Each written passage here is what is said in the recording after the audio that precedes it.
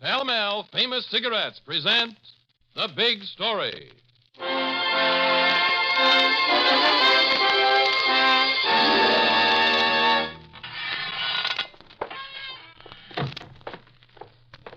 Frankie!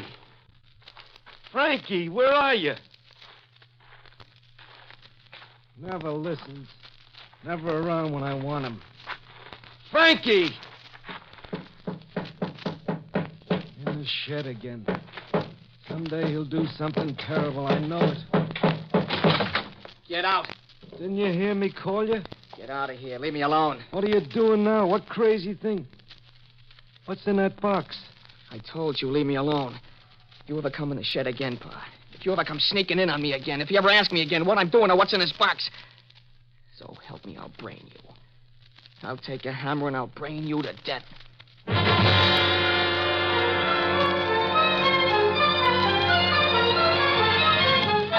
The Big Story. Here is America. Its sound and its fury, its joy and its sorrow, as faithfully reported by the men and women of the great American newspapers. Dateline, Louisville, Kentucky. The story of a boy, a misfit of 16, a frightened boy who killed out of fear. To reporter Al Aaronson of the Louisville Courier-Journal, for his excellent work in this case, goes the Pall Mall Award for The Big Story.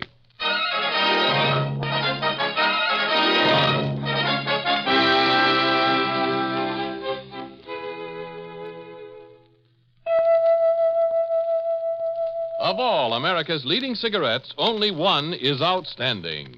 Only one is outstanding. It's the longer, finer cigarette, Pall Mall. Discover for yourself why so many of your friends have changed to Pall Mall. Pall Mall's greater length filters the smoke on the way to your throat. Filters the smoke and makes it mild. That's important. Yes, Pall Mall's greater length of traditionally fine, mellow tobaccos filters the smoke on the way to your throat. Filters the smoke and makes it mild. Thus, Pall Mall gives you a smoothness, mildness, and satisfaction no other cigarette offers you. So enjoy the longer, finer cigarette in the distinguished red package. Pall Mall. Pall Malls are good. Good to look at, good to feel, good to taste, and good to smoke. Pall Mall Famous Cigarettes. Outstanding. And they are mild.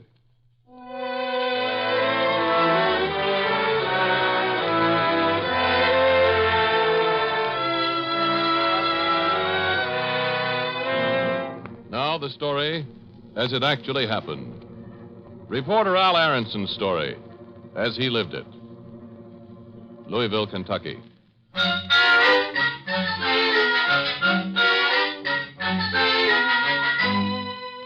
You didn't know about it, Al Aaronson, reporter for the Louisville Courier-Journal.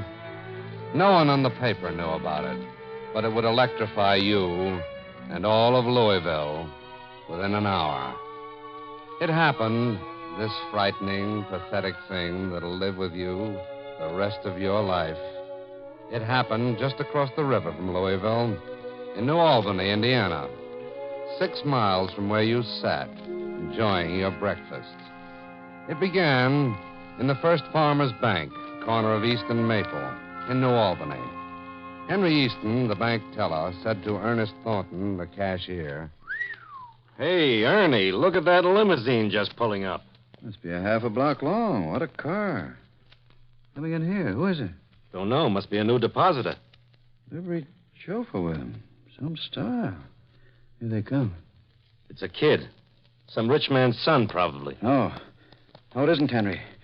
That isn't any. He's got a gun. Mr. Adams. Mr. Adams. Mr. Adams. Shut up. Stand still. All of you stand still. Where's Adams? Where's the president of this bank? Now, what is this? Surely... Shut up and turn around. Are you Adams? Yes, I'm Mr. Adams, Turn around and walk to the vault. You don't think you can... You think I'm kidding? You think I don't mean it? All right. You refuse to go to the vault? I do, and I urge you... Okay. Who else refuses to go to the vault? Come on, talk. No? Okay. You lead me there. Should we rush him? He'll kill us. Even so, I think... Talking. Yeah, whispering. Good. No, don't! You, chauffeur. Yes, sir. Go out in the car and start the motor. Yes, sir. Can't take this place now. There's too much noise. You're going to drive me where I want to go until I'm ready to come back. Holding the gun before him, the kid, one dead man thought he was a rich man's son. Another dead man thought he could be rushed. And a third dead man thought he could be urged. The kid, he was 16, forced the liveried chauffeur into the sleek limousine and drove away. And that was all anybody saw or heard that morning. 3 dead, a 16-year-old murderer escaped. You get the story. You, youthful, serious, an eye for every detail, Al Aaronson. The first lead, 12 hours after the attempted robbery and triple murder, came from a hospital bed in New Albany, just across the river. A man with perhaps an hour to live. A man with a hole through his chest made by a .45. The liveried chauffeur, George Murphy. Now, don't raise your voice, George. I can hear you fine. Thank you, Mr. Aaronson. Like I told you, sir. He picked me up sitting in the car about 9:30 in the morning. In Louisville, that was? Yes, sir. I drive for Mr. Norton at the steel plant. Made me drive across the bridge. Is it bad, George? No, it's not too bad, sir. Made me drive up to the bank. He knew that bank, too, sir. Says nobody will be in there now, just a cashier, the teller, and the president. He was right, wasn't he? Yes, sir, that's right. He got there, kept the gun in my side, and made me go in with him. He killed them 3 men, made me go out and drive them away. Mister, I tried to turn them in. How do you mean, George? Well, I tried to mix them up, turning corners and twisting and so on. Tried to pull him into the police station, but, well, he knew the town. Told me, turn down here, turn down there, all the time keeping away from... Now, I'm sorry, sir. take it easy, George. Yes, sir. Well, all the time, he'd keep me from driving to the police station. New alleys I didn't half know myself. And made me go down near the riverfront. It was a little blind alley I never did see before. That's the way he done it to me. Said to me, you might keep your mouth shut, but I'm making sure. And then he shot you? Yes, sir. He stuck the gun right next to my chest and pulled the trigger. Had a smile on his face. He was mean, mister. Bad mean. No more than 16. Real mean. What did he look like? Oh, big fella, 6'1", 6'2". Only 16 or 17, the most. Pimples on his face and a foul tongue, sir. I tell you, foul. Cuss his own mother. Ever see him before? No, sir. But the way he knew them streets, knew where to turn, knew the bank, he must be a local boy, I figure. But... George. Maybe... George. George. You take the theory given to you by the heroic Negro chauffeur who tried to steer the car to the police station. You take his idea that this was a local boy, and there are no other clues, to the cops. Lieutenant Edmonds listens, lights up a cigar butt he's chewing. No, local boy couldn't be. But he knew the town from the chauffeur's description. He knew it as well as you. I know every hoodlum in this town. Every one of them. Killer isn't here. There's 9 kids, maybe 10 who fit that description. I checked every one. They didn't do it. But if you'd heard the chauffeur, Lieutenant, if you'd heard what Look, he you're said... a bright reporter. Answer me this. He wants to do a holdup in New Albany. Why does he go over the bridge to Louisville, get the car, force the chauffeur all the way back here, and then do the holdup? Does that make sense? No, but it still But could nothing. That was a local New Albany boy. I'd have him in the coop and halfway up for sentencing. Try something else.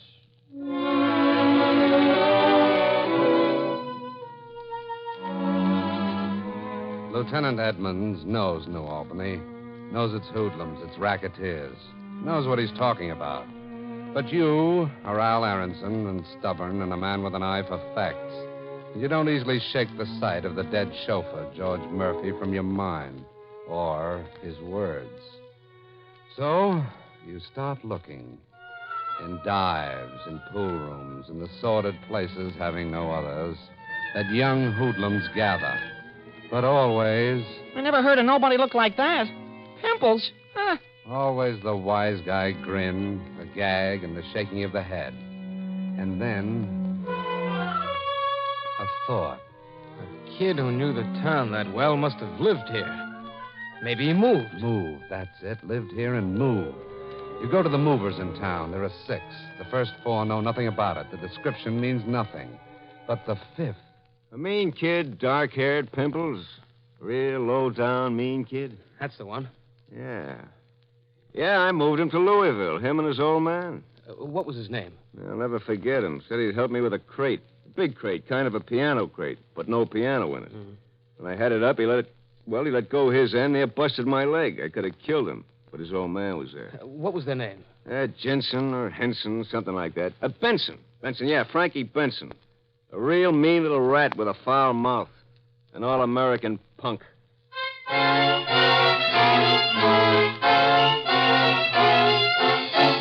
You find the home of the mean, foul-mouthed kid in Louisville.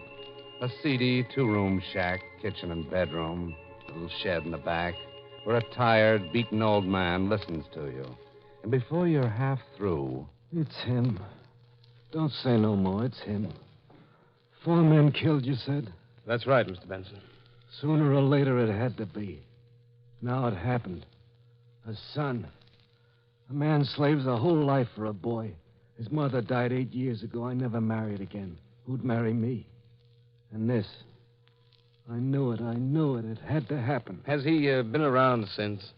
When did he do it? Tuesday. Today's Thursday. Yesterday he disappeared. No, Thursday. Today he disappeared. Today.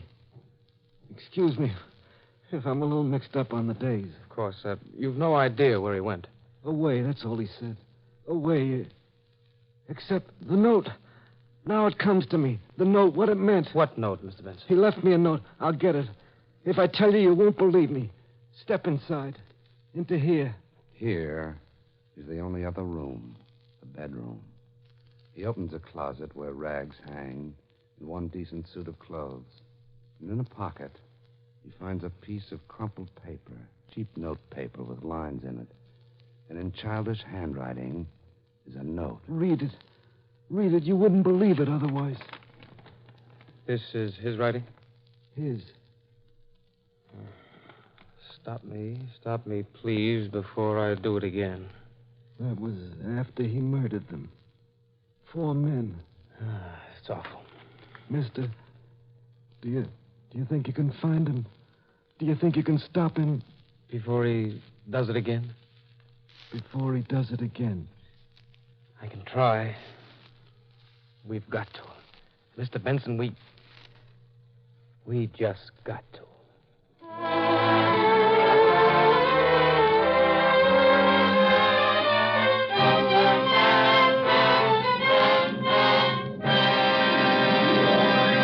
We'll be back in just a moment with tonight's big story.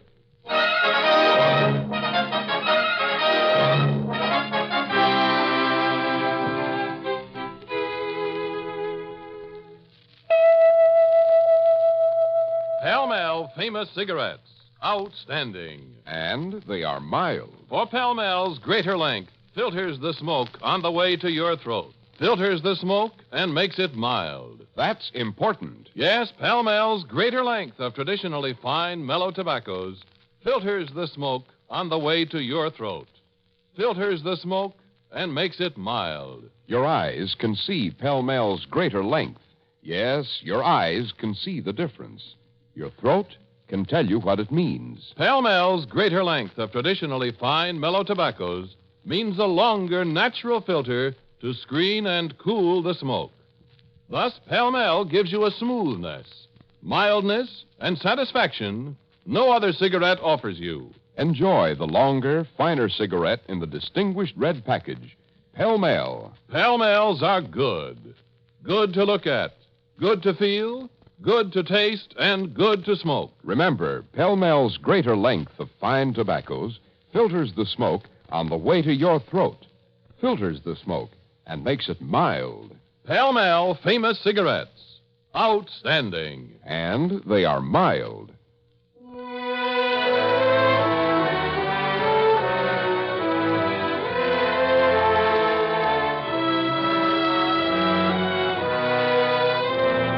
This is Cy Harris returning you to your narrator and reporter Al Aronson's story as he lived it and wrote it. It's only a few minutes since a father admitted that his son is a murderer. To you, Al Aaronson, reporter for the Louisville Courier-Journal. Just a short time since a father showed you the fear in his heart and the terror and desperation in his sons. A boy of 16 who feared he'd kill and kill again unless he was stopped. You sit now in the bare kitchen on a rickety chair and listen to the history of this boy, this mean, foul-mouthed boy, waiting for a clue that might tell you where to find him. He was bad since he was 10. A week after his birthday, he stole a knife and tried to cut one of his friend's fingers off. I stopped him. Why did he do it? A lot of reasons. He was bad. His mother was dead. I saw him only a few hours a week. I worked the only work I could get out of town. He lived like a wild animal in the streets and the gutters. Don't blame yourself, Mr. Benson. Blame? I don't blame anyone. I tell you only the facts. He stole. Twice he was caught. Twice. A year in the reform school each time. And how'd he come out? Worse? You know about reform schools. If he was wild before he went in, when he came out, he was sly. A fox, a wolf, waiting for his chance. Small boys he tortured. Tied them up. Things he saw in the movies he did to them. Like the Indians in some of the magazines he read. Where he got them, I don't know. I know what happens to kids sometimes. Kids? He was bigger than me. 4 inches bigger. Weighed 170 pounds. If I asked him to come into the house to work, maybe I raised my voice. He hit me. Many times he knocked me down. And at night. At night. I don't understand. No one would understand. At night he slept with a gun. A gun. A .45. I saw it once. A gun under his pillow. We gotta find him to stop him to take care of him. Mr. Benson, you say he just disappeared the day after the killings. The boxer. I didn't tell you about the box. That's right, the day after the killings. What box? I don't know. Maybe it ain't important. It was to him. He said he'd bring me once if I interfered. He would have, too. He got a piano crate somewheres. Brought it into the shed. This is when we lived in New Albany before we moved. And fixed it up. He called it camping out. You know, he'd get in the box and spend a whole day there. Never come out. Even eating there. Maybe it's just a child's game. I don't know. Maybe lots of kids do things like that. Why did you mention the box, Mr. Benson? Because the day before he disappeared, the only thing he said to me, this was after he killed those men. He said, I'm leaving money for the box. Ship it to Knoxville. Knoxville? Where he got the money from, I don't know. He never worked a day in his life. I didn't give it to him. Where in Knoxville? General delivery. I remember because he said, here's the money. Don't write down the address. Remember it. General delivery, Knoxville. And you sent it? Shouldn't I have? No, I'm only asking. I sent it yesterday. About noon. A Railway Express? Yeah. Have you got the receipt? Yes. Give it to me. Why, what? Just, maybe nothing, but give it to me.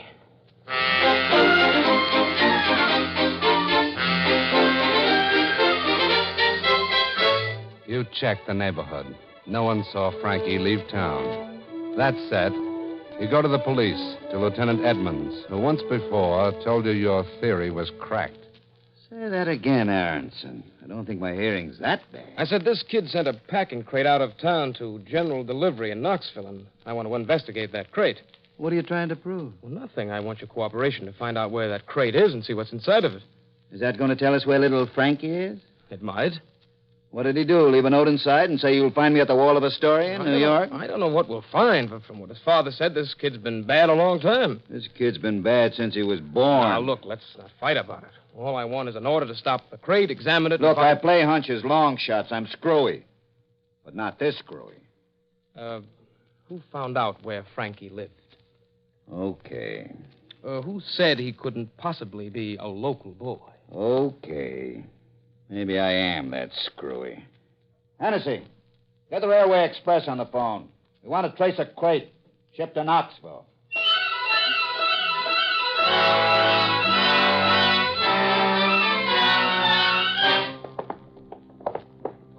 That's the warehouse, Lieutenant. That big one? Yes, sir. Warehouse 3. The crate's in Section D. Want me to go in with you? What for? To check a crate? I'm a big boy. Yes, sir, Lieutenant. Got a flashlight? What's the matter? No lights in there? No, sir, Lieutenant. It's only a warehouse. I got a flash, Lieutenant. Prepared for anything, eh? Yes, sir, Lieutenant.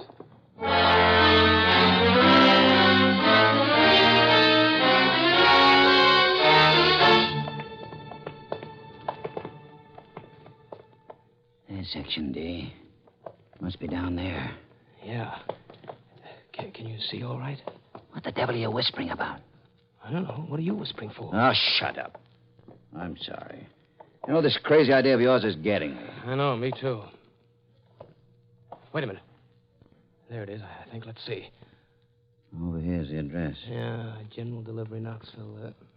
Same handwriting. What handwriting? Same as on the note. I told you about the note. Yeah. What now? Let's look a little. Stop whispering. Look. What? Holes, about 8 holes in the top, same on the side, and this side, too. So what? I think they're air holes. What are you talking about? He's inside, the kid. I tell you, he's in that box. You're nuts. Watch. I brought a candle. I'm going to light it. And while it's burning, it'll go inside the Wait. box. What for? Don't light it yet. Back up a little. Benson? You're in that box, you crazy kid. Come out. You're in there. Kick on the side of the box. Did you hear me? Listen.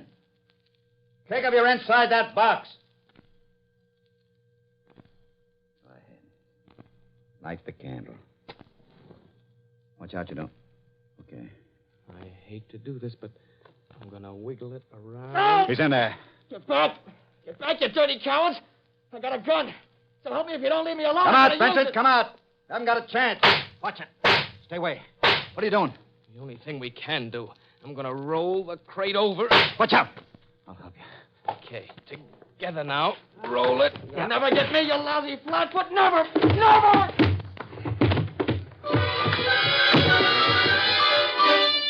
But never is a long time. And after 3 more turns of the crate, there's silence inside. No more shots, no more despairing threats. And then you and the lieutenant open it up. And out comes the mean, foul-mouthed boy of 16 who did all these things. These unspeakable things. Robbery, assault, brutality toward his father, murder. He comes out and asks 2 questions. Can you tell me why I did it? Can you? Can you help me, mister? Can you? And then he collapses. And in the end, after the arrest, after the confession, you and his beaten, aged father examine the box, his camping out place, and you find... Look. Like a Pullman compartment, he fixed it. With a bed. He could sleep here a day. 2 days. Mm-hmm. He had containers under the seat. This one is water, and this is for food. A lantern. Look, mister. A lantern. I see, and matches in a waterproof case. A knife. 3 more guns. He had quite an arsenal. The magazines. Look at all the magazines.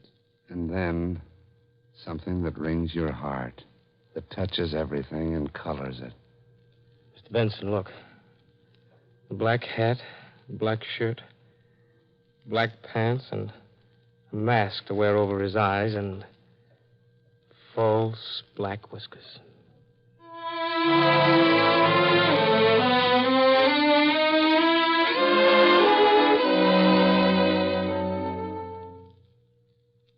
You write the story, Al Aaronson.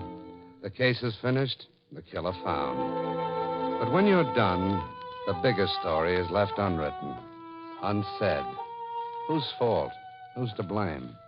How does it happen in this year of our Lord, 1949, that a boy of 16 could murder 4 men, ship himself to Knoxville, and carry with him an arsenal, loaded guns, and a mask with false whiskers?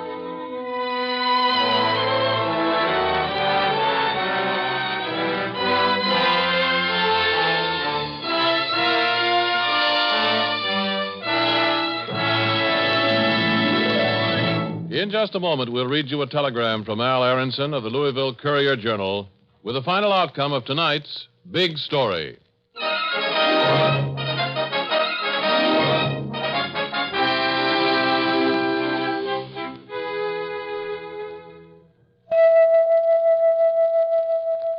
Of all America's leading cigarettes, only one is outstanding.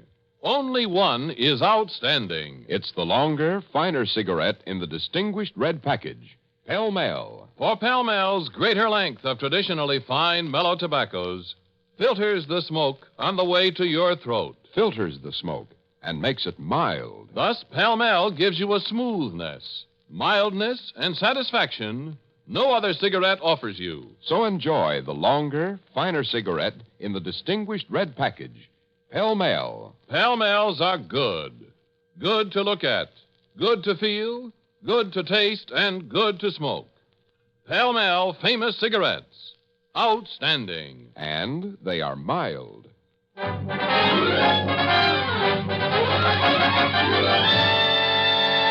Now we read you that telegram from Al Aaronson of the Louisville Courier-Journal. Further examination of crate used as hideout by killer in tonight's big story revealed that one side of it was so hinged that it could be locked or opened from the inside.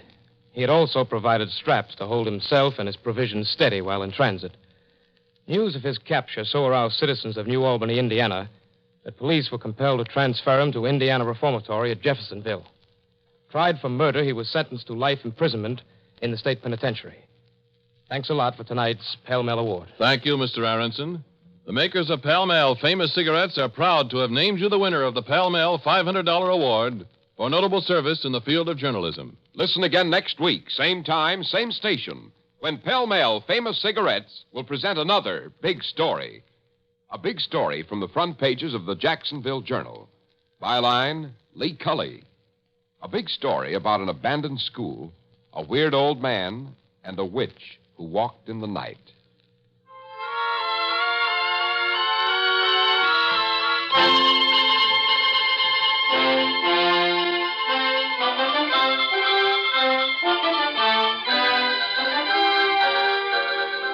The Big Story is produced by Barnard J. Prockter with music by Vladimir Zelinsky. Tonight's program was written by Arnold Perl. Your narrator was Bob Sloane, and James McCallion played the part of Al Aaronson. In order to protect the names of people actually involved in tonight's authentic Big Story, the names of all characters in the dramatization were changed, with the exception of the reporter, Mr. Aaronson.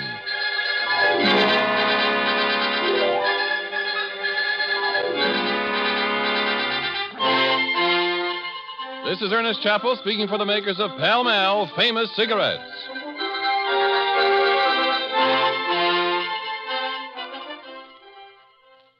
This is NBC, the national broadcasting company.